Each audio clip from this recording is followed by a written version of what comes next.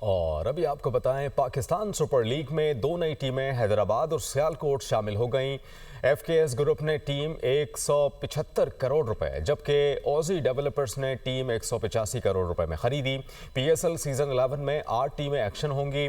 Chairman P C B نے دو نئی ٹیموں کی پی ایس ایل میں شمولیت کو تاریخی لمحہ قرار دیا۔ پی ایس ایل نے نئی اننگز کا آغاز کر دیا۔ پاکستان سپر لیگ میں دو نئی ٹیموں کی انٹری۔ پاکستان سپر لیگ کے 11ویں ایڈیشن میں شائقین کرکٹ کو 8 ٹیمز کے درمیان مقابلے دیکھنے کو ملیں گے۔ نئی ٹیموں کی نیلامی کی تقریب اسلام آباد کے جناح کنونشن سینٹر میں منعقد ہوئی، جس میں پی ایس ایل انتظامیہ کے ساتھ chairman P C B Mohsin Naqvi اور آفیشلز نے شرکت کی۔ علی ترین کے دستبردار ہونے کے بعد بولی میں 9 پارٹیاں شریک تھیں۔ پی سی بی کی جانب سے 7ویں ٹیم کی نیلامی کے لیے بیس پرائز 110 کروڑ روپے رکھی گئی، جو ایف کے ایس نے 175 کروڑ روپے میں خریدی۔ پی ایس ایل میں 7ویں ٹیم کا نام حیدرآباد منتخب کیا گیا۔ دوسرے مرحلے میں 8ویں ٹیم کے لیے 170 کروڑ روپے کی بیس نے 185 کروڑ روپے میں پرائز رکھی گئی، جسے اوزی ڈیولپرز نے خریدا۔